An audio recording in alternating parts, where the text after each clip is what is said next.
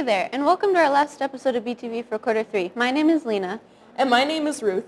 The Film and TV 1 class has really enjoyed bringing you the news for the past couple weeks, so thank you for tuning in. Now let's dive into the news. Attention all filmmakers, the 5th annual Sierra Vista 48 film competition is only a couple weeks away. Starting Friday, March 24th, all registered teams will be given only 2 days to write, shoot, and edit a short film. This competition is open to anyone who wants to compete. There is an open division and also a student division.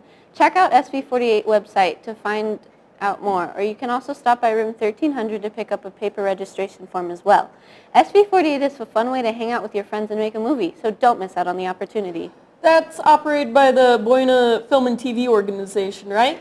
Yeah, that's right. They also do all sorts of film and TV stuff in our community. Speaking of student organizations, have you been to the Dungeons & Dragons Club yet? No, I don't really have enough time. Doesn't a single campaign take like 30 hours? I fixed that. The D&D Club is making a new edition.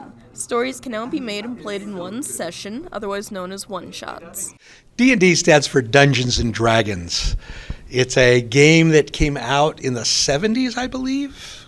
It's been around, where you get in and you it's not role-playing, but you do assume a character and you go through actions. These shorter stories are far more ideal for tighter schedules. How is the club set up for playing? Students are allowed to come in, form their own campaigns, and we've got a couple different ones going on. They can come and maybe join one. There'll be a lot of help from our original organizer, Ruth Fletcher, that she helps them set up a character if they've never played before, and they can join a campaign or they can start their own. Campaigns, though we are always open to getting new ones in, we are especially encouraging to newer DM. I do not have any experience with D&D. This was my first time going into a D&D round match, whatever you want to call it, with a person, and it was a really fun experience. The club now hopes to continue to encourage new players to join.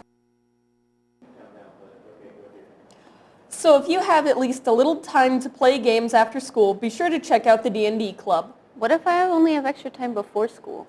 Then you know what you should try out? Basketball! Huh? What do you do before you go to school in the morning? Some kids rush to get to class. Some kids hang out and talk with their friends. Some kids get coffee. But this group of kids come to school 30 minutes before school starts and shoot some hoop. The weight training class is full and nobody can switch to it. And even then, it's just good exercise, you know. You would think these kids would go inside to stay nice and warm when it's cold outside. Well, think again. But all third quarter they've been coming out. Even when it's 30-something degrees, they're out there playing, and sometimes they're playing in T-shirts. It's nuts. They even have their own fan club.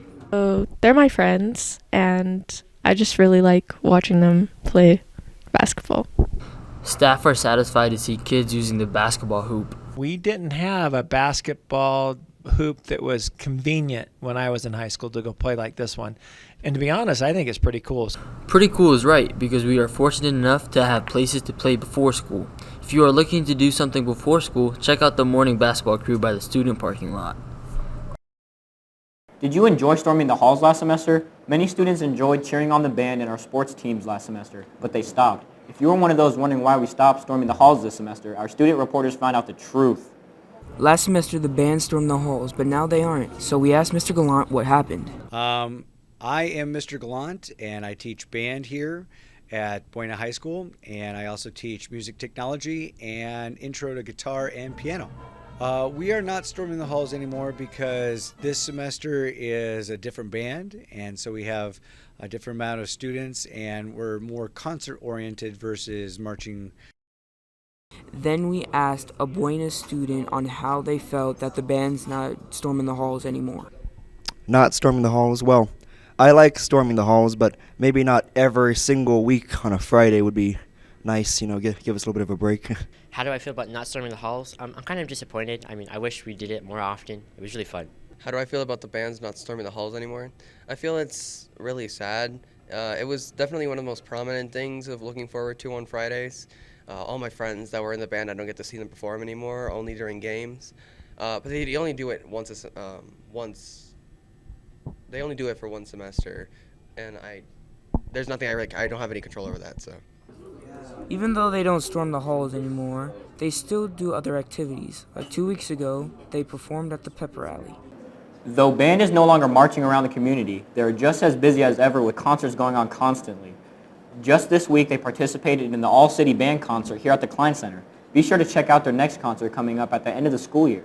In other news, the Buena Automotive class is learning about an essential part of a vehicle's engine, the cylinder head torque. Let's find out more. Basic auto students at Buena High School are being introduced to a tool known as the cylinder head torque. So the idea behind doing the cylinder head torque station was so that the students would be able to practice using some of the more common tools in the shop area. The students are working in stations to learn about parts of the engine. One of these stations is the previously mentioned cylinder head torque. Students use an online set of instructions provided. The tool is being taught about to the students in Basic Auto. Remembering how to put the tool together properly is very important. If you don't, there can be some very impactful consequences. Then you grab a torque wrench, set it to the torque that you need to put the bolt to. It's different for most cars, so you gotta look it up.